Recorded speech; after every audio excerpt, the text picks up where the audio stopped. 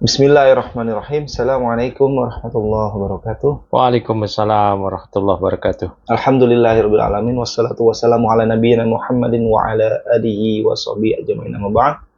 Teman-teman di channel Sanggah Syubhat TV, alhamdulillah balik lagi bersama kita di sini dalam rangka podcast terkait dengan isu-isu terkini dan juga kaitannya dengan pembahasan dari sisi syar'inya ya Ustaz. Kali ini saya ada cuplikan video menarik Ustaz dari salah satu dari Kepala Staf Presiden Bagian Komunikasi, yaitu Hasan Nasbi ya, Bapak Hasan Nasbi. Hasan Nasbi. Nah, kita dengerin dulu videonya Ustaz. Oke. Ada satu yang saya suka dari teman-teman Salafi. Iya. Ada satu yang saya suka dari mereka. Jadi kalau dalam sistem teman-teman itu yang ada tuh nasihat. Bukan membuka aib, bukan membuka keburukan. Karena pemimpin itu cerminan umatnya. Terus kalau Anda marah-marah sama itu kan Anda yang pilih itu. Ya kan? DPR tuh cerminan umat. Jadi kalau kita ingin pemimpin yang baik, kita juga harus belajar jadi umat yang baik, warga negara yang baik. Bukan berarti nggak boleh kritik, boleh berkritik. Tapi ada adabnya kan. Di Jepang itu boleh kritik, boleh, tapi nggak ada tuh yang maki-maki. Nggak ada yang jelek-jelekin bangsa sendiri, nggak ada. Karena kita butuh kompak kan. Nah, begitu Ustaz. Jadi Hasan Nasbi ini berkata dalam sebuah wawancara ya, dia bilang dia kagum sama Salafi gitu. Karena di dalam Salafi itu yang ada hanya nasihat kepada pemimpin, bukan mencela, bukan membongkar aib dan keburukan pemimpin katanya gitu. Karena kata beliau itu ya ini yang benar gitu. Kalau kita mau pemimpin yang bagus, pemimpin yang baik, jadi kita harus belajar jadi umat yang baik dulu gitu. Saya nggak tahu nih, mungkin bisa dibahas ini asal-usul kata-kata pemimpin yang baik dari umat yang baik itu mungkin nanti kita bisa bahas dari mana, karena sering sekali kita dengar, bukan hanya si Hasan Nasbi ini kan yang ngomong. Kemudian ketika kenapa Anda marah-marah terhadap DPR, terhadap presiden, itu kan presiden Anda yang pilih gitu. Kalau mau kritik ya kritik dengan adab gitu. Kurang lebih penjelasan beliau itu seperti itu.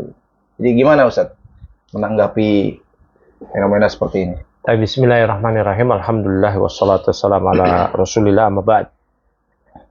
Pertama-tama ya, bahwa komunitas teman-teman Salafi yang dipuji, diapresiasi oleh Hasan Nasbi itu sebenarnya bukanlah sebuah kebaikan buat Salafi ya. Karena yang memuji adalah sosok seperti Hasan Nasbi yang kita tahu track recordnya dulu sejak zaman dia menjadi pendukung Jokowi, bahkan dia dulu ikut-ikutan untuk menjelek-jelekan Prabowo lah. Tapi di 2024 dia jadi salah satu tim pemenangan. Ya biasa mereka begitu kan.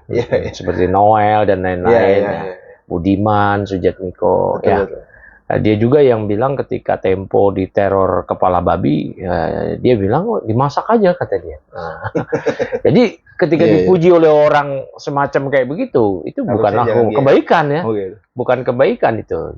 Jadi justru hati-hati, jangan sampai nanti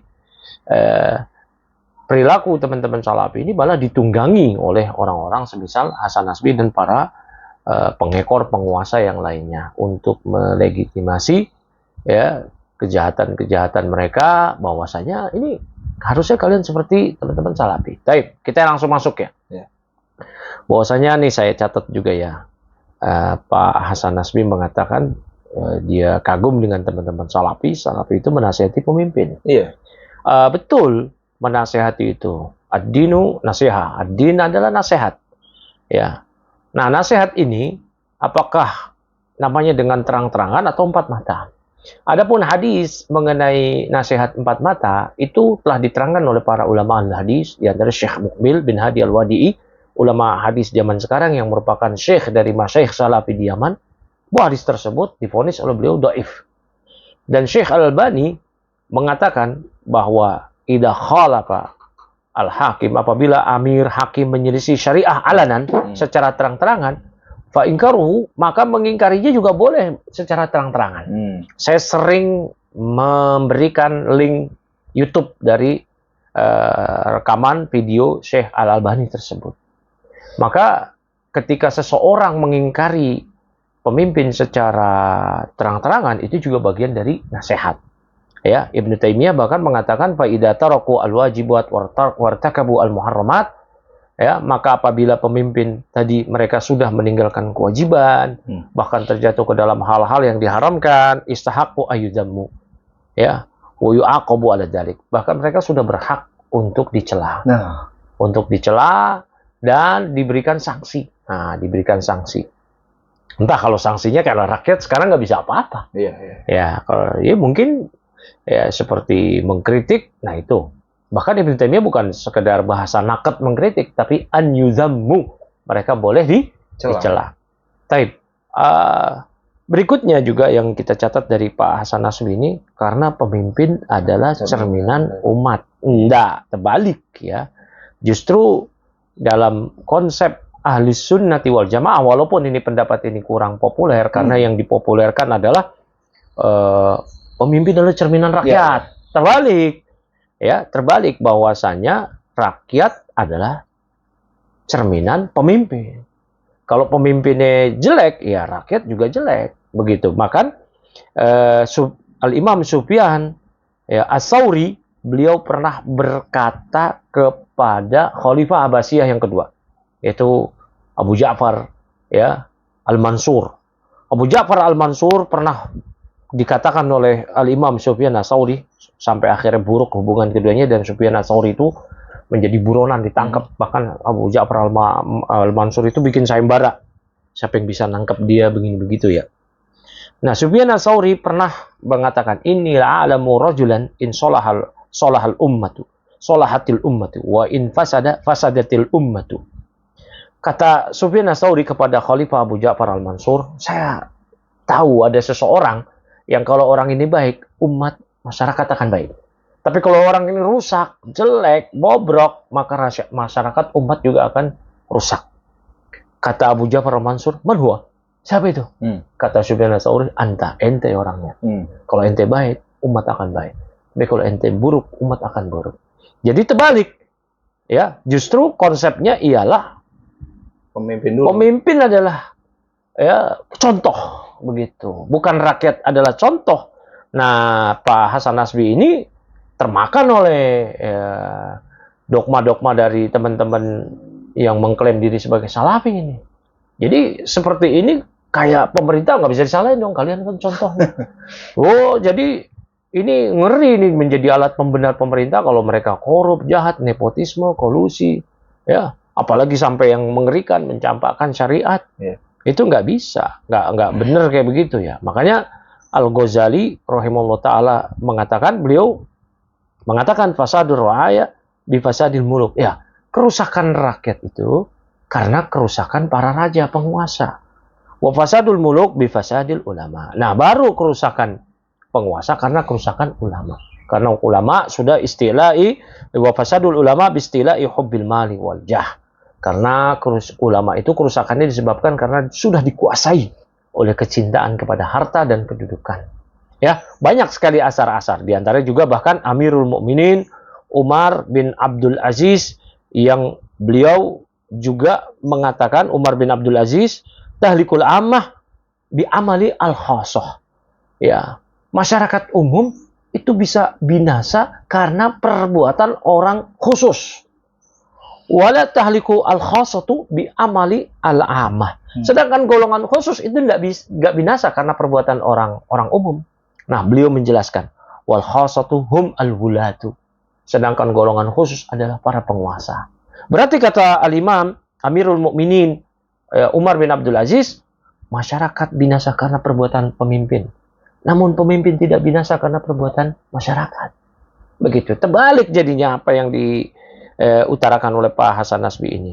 Ya, terus kemudian Pak Hasan Nasbi itu mengatakan kalau jangan marah-marah karena itu kan Anda pilih. Anda yang pilih. Berarti logikanya kalau nggak pilih boleh marah-marah nih. Ya. Begitu. Ini logika yang keliru juga.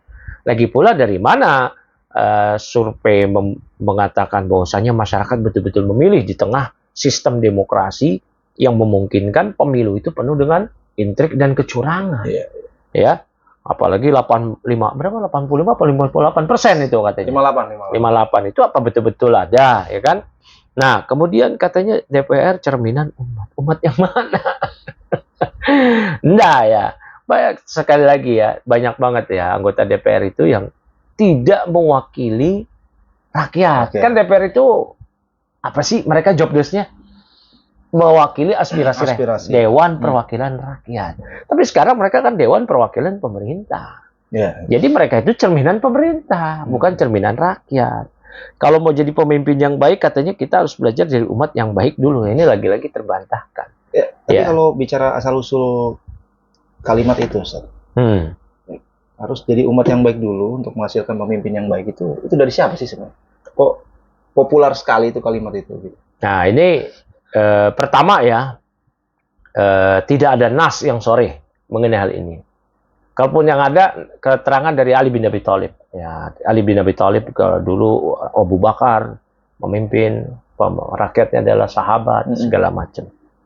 Nah, itu tidak bertentangan dengan apa yang dikatakan oleh Ghazali, oleh Sufyan Ats-Tsauri, Sufyan Ibn Uyainah, ya, bahkan At-Turtusi lebih pedas lagi, ya, yang menekankan bahwasanya pemimpinnya harus baik kalau rakyat biar baik. Ya, dan jangan diberikan dogma-dogma seperti itu di tengah pemimpin yang kacau balau seperti ini, pengaturan terhadap mekanisme ya mereka dalam memimpin. Kita bahkan tidak menyoroti mereka dalam urusan dunia ya. Kita yang soroti dalam urusan agama di sini. Mereka tidak menerapkan syariat, ya segala macam.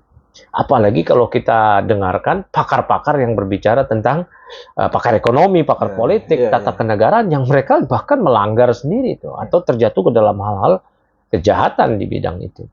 Ya, nah hal-hal yang semacam ini malah jadi alat pembenar bagi para pemimpin bahwasanya jangan salahin kita dong, salahin diri sendiri. Loh, udah kita yang membayar pajak, membiayai hidup mereka, bahkan gaji mereka kita yang bayar, fasilitas mereka kita yang bayar, bahkan kita bayar pun juga dikorupsi sama mereka. Terus mereka mau nyalain kita gitu. Nah, ini sungguh nggak adil dan ini adalah kejahatan baru ini. Kejahatan baru, yaitu ketika kita yang memberikan fasilitas, kita yang menggaji, dia error dalam melaksanakan tugas, dia nyalain kita. Sama kayak kita punya pegawai, kita yang gaji, kita yang berikan fasilitas mewah, dia korupsi, terus dia nyalain kita. Kamu bos yang nggak bener ini. Nah, loh, kok begitu? Nah, betul. Nah, tapi demikian mungkin. Nah,